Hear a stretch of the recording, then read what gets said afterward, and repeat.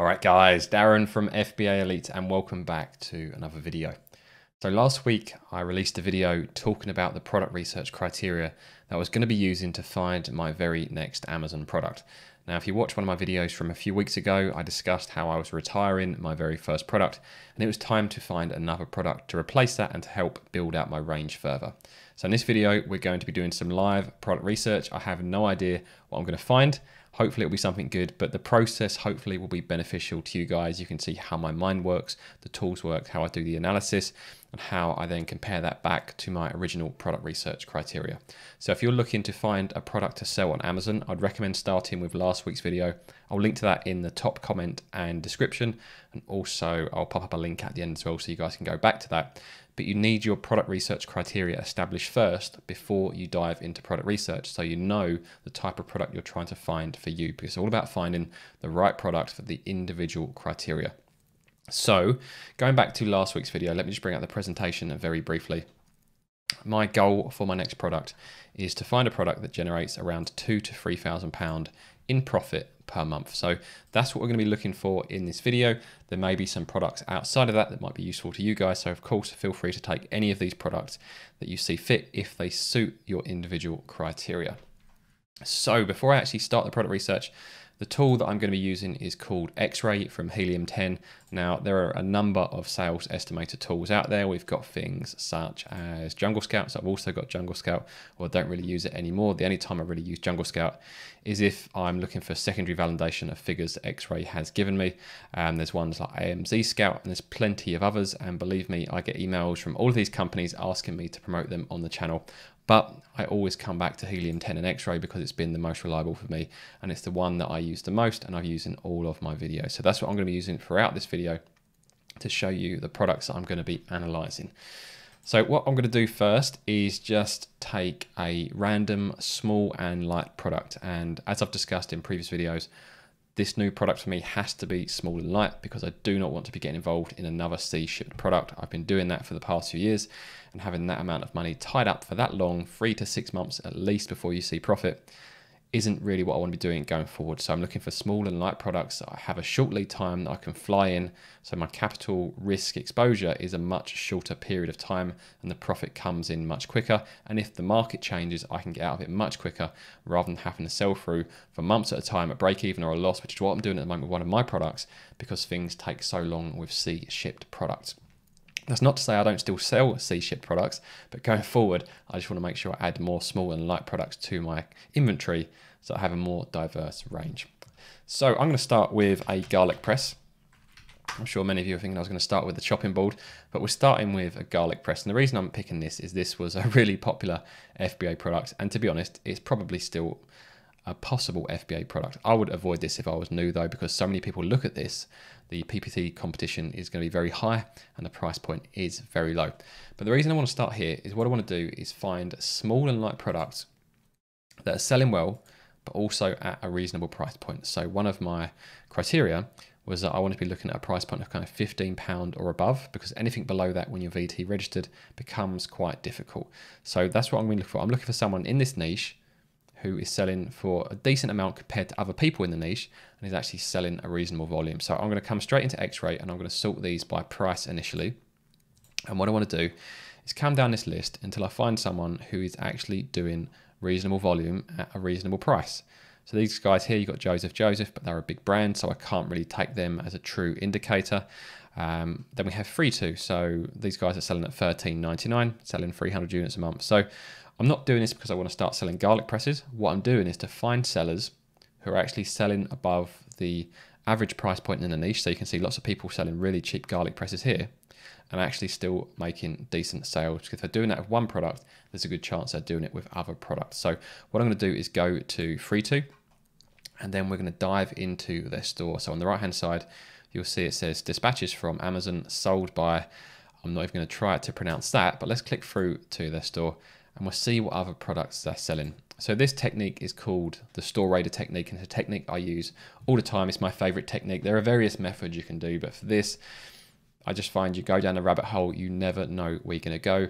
And if you stick to some of the more traditional methods, you always end up finding the same products. This way, I never know what I'm going to find. So the first thing that's come up here are some luggage scales. So these are at a lower price point. So what I might do instead is click through to the luggage scales. Actually, let's do the luggage scale search. So luggage scale, and I'm going to repeat the same process in this niche and see if I can find some sellers selling at a decent price point. And then I'm going to dive into some of their individual products. So you can do this as many times as you want. You can do this once, twice, 3 times, but it's just a way of going down a completely random route and hopefully finding products other people aren't finding. The more traditional methods you stick to, like using database research tools, paying people on Fiverr and stuff like that, the chances are you're going to find the same products that everyone else is finding. This way, you're going to find completely unique, well, not completely unique, but pretty much fairly unique products compared to what other new sellers are trying to find. So again, the same process, sort by price. And let's look for some private label sellers. So we're going to be looking for the brand itself. So we're going to ignore the big brands like Salter. We're going to look for small private label sellers that are doing reasonable volume at a reasonable price. So let's go down here and see what we get. So the first one that's got a few hundred sales is Hanwell, and that's selling around $12.99. So let's open that in a new tab. Next one down here, these guys are doing big numbers at $11.99.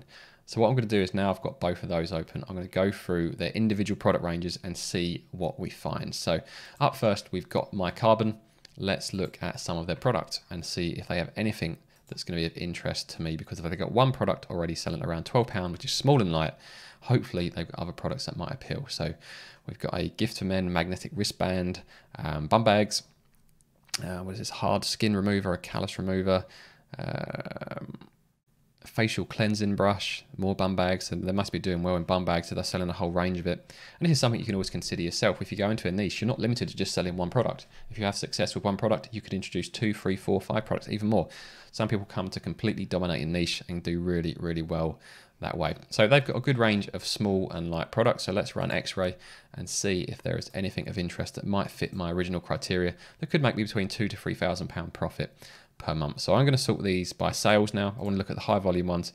So actually their luggage scale is their best selling product. Below that, they've got the magnetic wristband.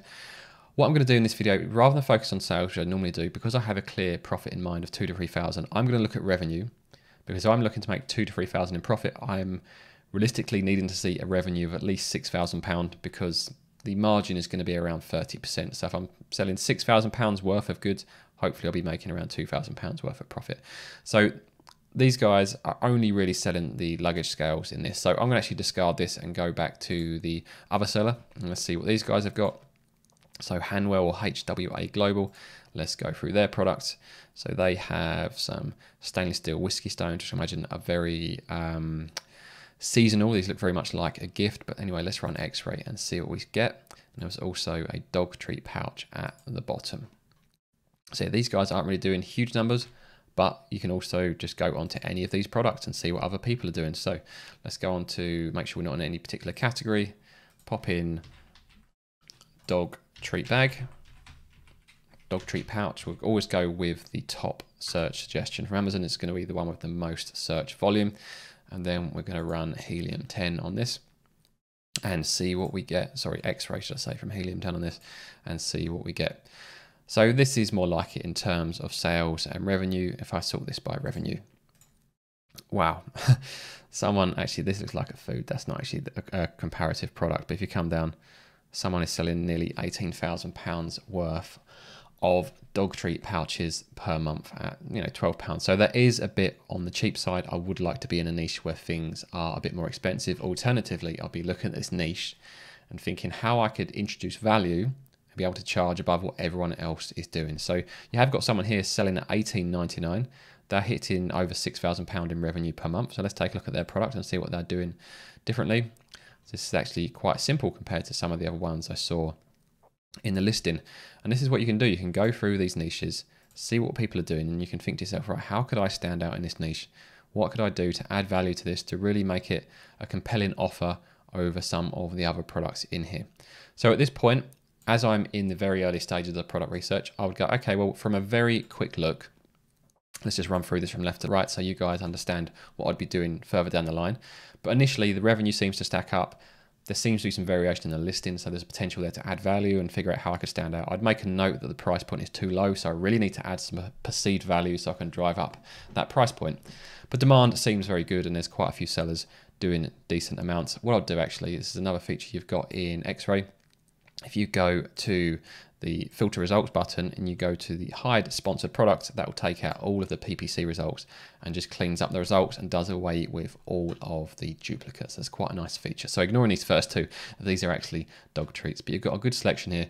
So I'd add this to my shortlist, and then once I've done this initial round, so I might do this for an hour or two, make a shortlist of maybe 5 to 10 products, and then I'd come back in a separate session with fresh eyes and I'd analyze these fully from left to right. So I'd start on the left, make sure all the products are comparable, which they were, excluding the dog treat. So we certainly got enough data to ensure that what we're seeing here is realistic of what we could expect if we did launch within this niche. I would then look at the brand to make sure there's no brand domination. So there are no one completely taking over this niche, and there's certainly no big brands that I recognize. So as an FBA seller, this would be a great niche to enter.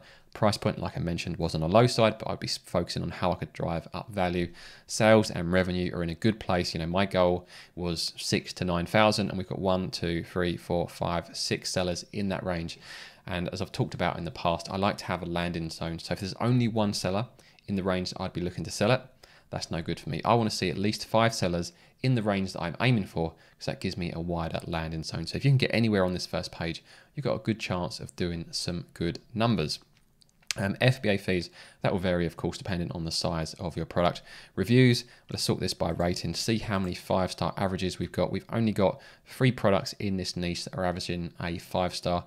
Anything below 4.8, so 4.7 and below, will be shown as 4.5 stars visually on Amazon. So this isn't a concern as well. Review count, yes, there are a lot of people with 4-figure reviews, but let's see if there's many with single or double figure reviews making sales. And if we go down here, you've got one guy here at, $13.99 doing 137 sales with only 22 reviews. We get into 3 figures and the sales start to pick up. But again, if you can enter this niche, I don't think this is necessarily the sort of product where a review is going to kind of make or break the product, unless of course it's a negative one. And people are going to look at this, they're going to make a decision based on how it looks, because it's going to be something they're wearing, and also the functionality. So reviews are important, but when you're spending £15, £20, they're not as important as when someone's spending £40 or £50, especially if you're adding additional features or a visual look that other products aren't offering. So this would certainly be on my shortlist, and I'll come back to this, and I may even come back to this myself later and look into this in more detail. But this just goes to show how you can go down a rabbit hole and completely end up at the most random products. So a dog treat pouch surely would be light and small enough to fly in. Plenty of room for customization, plenty of room to stand out from a visual perspective, and also the niche looks like you could certainly add value. There's people trying to add value already, so there's probably, as you can imagine, a lot of private label sellers already in here. These guys are doing this with their straps and their bowls and a bag of a roll of poo bags by the looks of it. So, but certainly one that will go on the shortlist. But let's move on from that. Let's go back to their other products. So they had the stainless steel whiskey cubes. So I don't know if people will be searching stainless steel, but maybe let's put whiskey ice cubes and see if we can, yeah, whiskey ice cube ice ball maker. Let's try it. Steel ice cubes, let's try that. Now these are going to be very giftable and very seasonal, so certainly something you need to be aware of if you're looking at this type of product, and also when you're doing your research. So if you're watching this now in January, then you're going to be aware that these sales are going to be skewed from Q4, but if you're watching this in March, then probably they won't be. Most of the sales estimator tools seem to run on data only going back a few weeks, so that's why they can easily spike running over the Q4 period. But you can see here at the moment sales are completely dead, but if I take one of these with reasonable reviews, so something that would have been selling over Q4, they're currently selling 40 a month. But if we go back just a few weeks, and this is one of the reasons I like Helium 10, if we go back to the 90-day view, you can see there we've got a huge spike as we came into Q4 and over the Christmas period. So that's from an individual product perspective, which is really good. And also the search volume. Now, I probably haven't got the best keyword for this, but if we put this on the 1-year view, you can see that a big spike in Q4, and actually there's a big spike in the summer months, which makes sense. Warmer weather, people want ice cubes. So I didn't even think about that. And this is why these tools are so powerful, and why I prefer X-Ray from Helium 10 over Jungle Scout, is those 2 additional tools, being able to see the sales history and search volume history at the click of a button, just make product research so much easier. So this wouldn't be a product I would be interested in at all, because there's too much seasonality in this product. So let's go back to the luggage scale niche. I'm just going to see what other sellers we've got that are selling a reasonable volume. So these guys, well, they're doing 100 units, but they're selling at $23.99. So let's have a look at their product range and see what we've got. So dispatches from Amazon sold by Good Brave. Let's jump into here and see if they've got any more products. Now, quite often you'll see sellers only having a single product. That's very common for an FBA seller. So if you see that, don't worry, just go back and pick another seller. So these guys have got a couple of luggage scales. So they've got, well, it looks like one luggage and one, or they're selling one as luggage and one as fish scale. So, but they'll probably be using the same supplier and the same process. Come down a bit further, they're certainly sticking with electronics. Now, I'm not ruling out electronics completely. If they're simple electronics, for example, like scales, that would be certainly something I would consider. Some of the more advanced ones, for example, like a dash cam, I think that's too advanced to be getting into as an electronic product. I just like things that are very, very simple if they are electronics. So nothing there that takes my interest. So what I'm going to do is go back to the garlic press niche, because I'm going all the way back up again and pick another seller that's doing reasonable volume. So we go, these guys here, Home Frenzy, are doing 399. Actually, that's a sponsored list, and I don't want to click on there, that's not fair. Yobu are doing 535. Let's click onto them, and we'll click through into their store. So Lingual 888, let's see what they're selling. Go to their product. So they are selling pretty much a garlic press, curtains, and so nothing there of interest. And I go back again. Let's go up a bit further this time, see if there's any here that I may have missed. Only 120, but they're selling at $16.99. Let's go onto their product range and click through. Cozy Glow, that's quite a cool store name. I quite like that. And let's see what they are selling. So a hot sauce set, a microwavable herbal heat pack. Well, that's quite interesting. Might take a look at that. Let's open that in a new tab. Vases wouldn't be interested in at all because of how fragile they are. Returns rate and damage would be crazy high. But you can go through these one by one, or you can just run helium-10 and see what's selling well for them. But I'm certainly going to take a look at that. The wheat bag that we just saw there. Sort this by sales. So as a seller, these guys don't do amazingly well, but they're certainly selling a range of product. And you know, between their products, they're still doing over 17,000 in revenue per month. So they could be very, very happy with what they're achieving with this. But go through here, see if there's anything small and light that you think could, well, if you're selling small and light products, of course, if you're selling products you're happy to see ship in, you have a huge range of products to look through, and there are lots of opportunity. But for now, I'm just going to go to this, the herbal heat pack.